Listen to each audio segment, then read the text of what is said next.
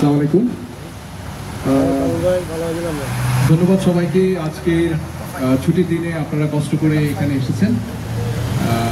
ফেনীর সকল সাংবাদিক বন্ধুদেরকে 4 বিজিবির পক্ষ থেকে শুভেচ্ছা জানাচ্ছি এবং বর্ডারগার্ড বাংলাদেশ মহাপরিচালকের পক্ষ থেকে আপনাদেরকে এবং সকলকে ঈদের শুভেচ্ছা জানাচ্ছি।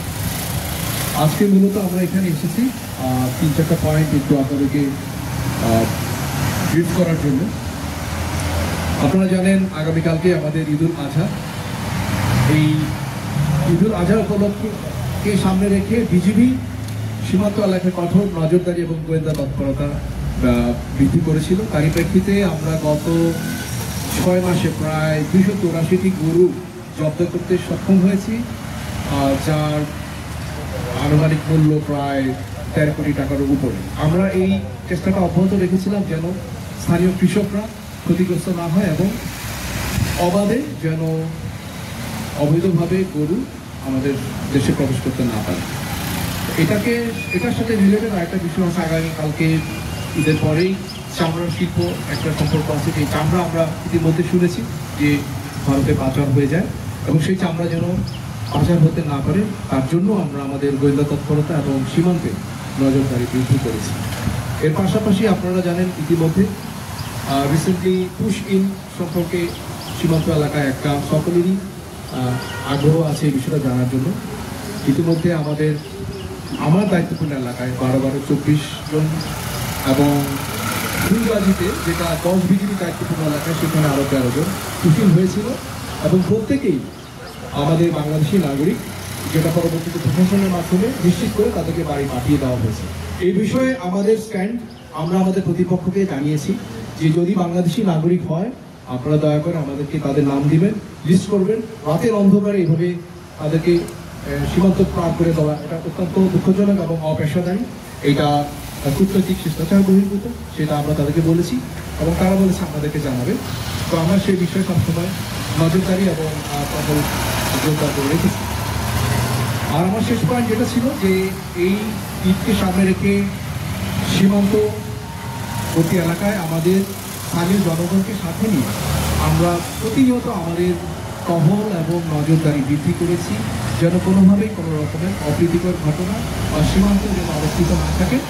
এইটা আমাদের বিজিবির পক্ষ থেকে সবসময় চেষ্টা অব্যাহত থাকবে এবং আমাদের অনেক সদস্যই এই ঈদে বাড়ি যাবে না, তাদের বাড়ি তাদের সীমান্ত এবং তারা অত্যন্ত হাসি মুখে নিষ্ঠার সাথে তাদের দায়িত্ব পালন করে যাচ্ছে এবং ভবিষ্যতেও যাবে। ধন্যবাদ সবাই। আমাদের ঈদুল আজহা এই উপলক্ষে আমাদের যে চামড়ার কথা আপনি বলছেন, এই চামড়া যে পাচার হয় একটা চক্র আছে, চামড়াকে পাচার করে দিয়ে মানে যারা গরিব দুঃখী সাধারণ জনগণকে প্রতারিত করে। এই চামড়ার ক্ষেত্রে আপনারা পাচার রোধে ফেনী বিজিবি কি পদক্ষেপ নিয়েছে? আমি আপনাকে কিছুক্ষণ আগেই বলেছি যে চামড়া পাচারের ক্ষেত্রে কিছু আইডেন্টিফাইড রুট আছে, যে সমস্ত জায়গা দিয়ে চোরাচালানি কার্যক্রম হয়ে থাকে। আমরা সেই সমস্ত জায়গায় গোয়েন্দা নজরদারি বৃদ্ধির পাশাপাশি আমাদের টহলও জোরদার থাকবে এবং স্থানীয় জনগণকেও সম্পৃক্ত করেছি। এ ধরনের তথ্য পেলে আমাদেরকে জানালে আমরা সাথে সাথে কার্যকরী ব্যবস্থা গ্রহণ করব।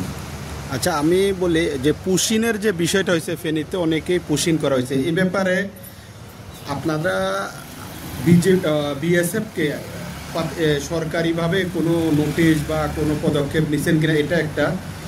আরেকটা হলো আমরা প্রায় দেখি সীমান্তে পাচারের সময় মাল উদ্ধার হয় কিন্তু পাচারকারীকে ধরা যায় না, ধরা ছোঁয়ার বাইরে থাকে।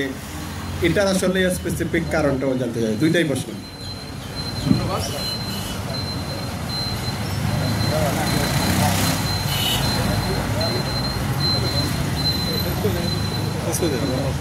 আমি আপনার দ্বিতীয় প্রশ্নের উত্তর আগে দিই। দেখুন, গত 6 মাসে প্রায় 35 কোটি টাকারও উপরে আমরা চোরাচালানি মাল জব্দ করতে সক্ষম হয়েছি। দুঃখজনক হলো সত্যি, এর পিছনে যারা হোতা আছে তাদেরকে তারা ধরাছোঁয়ার বাইরে। কেন তারা ধরাছোঁয়ার বাইরে? Simple calculation. তারা কাজ করে পোর্টার বা বিভিন্ন শ্রমিকের মাধ্যমে।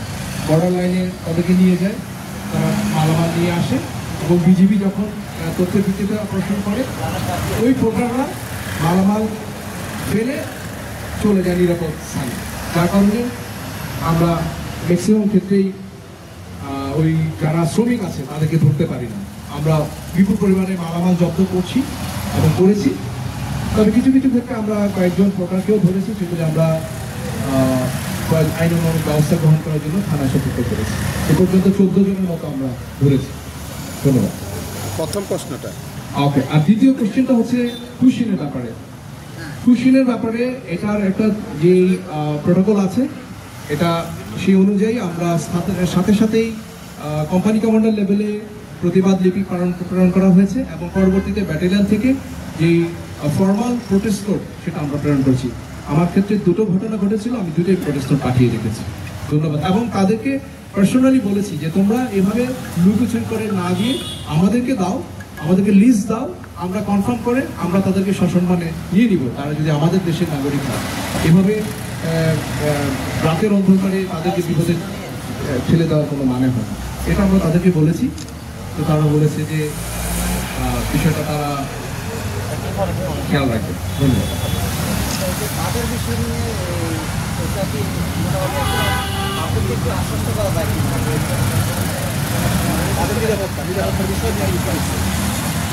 ধন্যবাদ। বাঁধ কেমন হয়েছে, কি হয়েছে এই বিষয়ে পানি উন্নয়ন বোর্ড ভালো বলতে পারবে। তবে সীমান্তের নিরাপত্তা রক্ষী হিসেবে আমি আপনাদেরকে এতটুকু বলতে চাই যে এই বাঁধ বর্ষার পূর্বে আমরা করতে সক্ষম হয়েছি।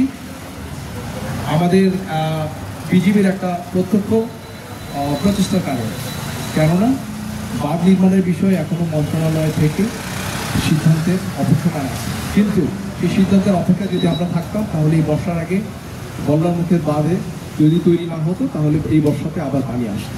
তো বাঁধের 75% কাজ কমপ্লিট হয়ে গেছে, বাকি 25% কাজ আমার জানা মতে সেটা হচ্ছে তাদের পানির বস্তা, জিও ব্যাগ এবং অন্যান্য বিষয় তৈরি করার বিষয় আছে, সেটা পানি উন্নয়ন বোর্ড কাজ করছে। চলে যাই নিরাপদ স্থানে, যার কারণে আমরা ম্যাক্সিমাম ক্ষেত্রেই ওই যারা শ্রমিক আছে তাদেরকে ধরতে পারি না। আমরা বিপুল পরিমাণে মালামাল জব্দ করছি এবং করেছি। তবে কিছু কিছু ক্ষেত্রে আমরা কয়েকজন প্রোডাক্টকেও ধরেছি, সেগুলি আমরা আইনানুগ ব্যবস্থা গ্রহণ করার জন্য থানায় সোপর্দ করেছি। এ পর্যন্ত 14 জনের মতো আমরা ধরেছি। ধন্যবাদ। ওকে। আর দ্বিতীয় কোশ্চেনটা হচ্ছে কুশিনের ব্যাপারে। কুশিনের ব্যাপারে এটার একটা যে প্রোটোকল আছে, এটা সেই অনুযায়ী আমরা সাথে সাথেই কোম্পানি কমান্ডার লেভেলে প্রতিবাদ লিপি প্রেরণ করা হয়েছে এবং পরবর্তীতে ব্যাটালিয়ন থেকে যেই ফর্মাল প্রোটেস্ট নোট সেটা আমরা প্রেরণ করছি। আমার ক্ষেত্রে দুটো ঘটনা ঘটেছিল, আমি দুটোই প্রোটেস্ট নোট পাঠিয়ে রেখেছি। ধন্যবাদ। এবং তাদেরকে পার্সোনালি বলেছি যে তোমরা এভাবে লুকোচুরি করে না দিয়ে আমাদেরকে দাও, আমাদেরকে লিস্ট দাও, আমরা কনফার্ম করে আমরা তাদেরকে সসম্মানে নিয়ে নিব, তারা যদি আমাদের দেশের নাগরিক হয়। এভাবে রাতের অন্ধকারে তাদেরকে বিপদে ঠেলে দেওয়ার কোনো মানে হয় না। এটা আমরা তাদেরকে বলেছি। তো তারা বলেছে যে বিষয়টা তারা খেয়াল রাখবে। ধন্যবাদ।